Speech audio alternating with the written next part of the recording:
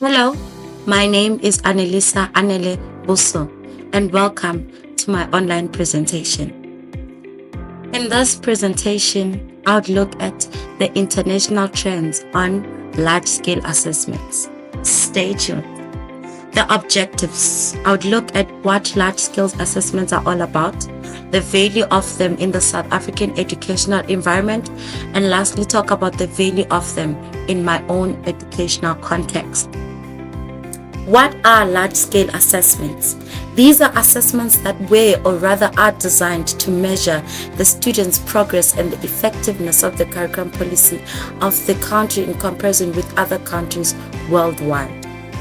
In simpler terms, large-scale assessments are tests or assessments that are designed to figure out what the students know and what they can do, meaning their knowledge, abilities, capabilities in different countries using the same assessment tool across.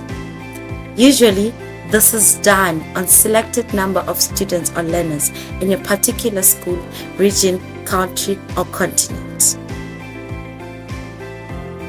Now, what are some of the examples? Number 1, PEARLS, which stands for Progress in International Reading Literacy Study, that aims to assess reading capacity of grade 4 learners in a cycle of 5 years. This is then used to evaluate if learners can read to learn and not just learn to read. That is focusing on comprehension. And the second one is TIMS, which stands for Trends in International Mathematics and Science Study, that is used to assess if learners are able to understand concepts used in mathematics and science. This is also used to evaluate if the learners that are coming from the foundation phase are able to learn and interpret mathematics and science in a new phase. And the third one is the NSC, which is the National Senior Certificate. This is for South Africa. It's designed to award students who have completed their final year in high school.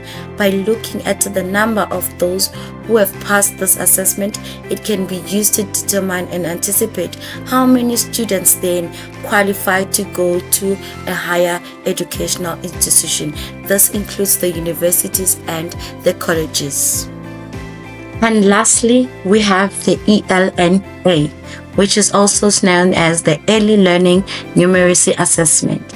This measures the numerical skills on young learners in early primary years. This is very important because it is used to check if learners have the numerical skills, as mathematics has been classified as one of the top subjects that are used to determine if the learner can progress to the next grade.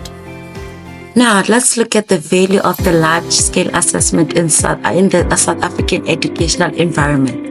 These assessments can help South Africa in forming policy decisions, monitoring effectiveness of policies, if they need to check if they need to be revisited or amended. It will help to identify inequalities and stereotypes in the content being taught to learners. And lastly, help design new curriculum and instruction that aligns with the world, that will enable our learners to transit smoothly when they move to other countries and to pursue academic opportunities. Now, what is the value of the large-scale assessment in my own educational context?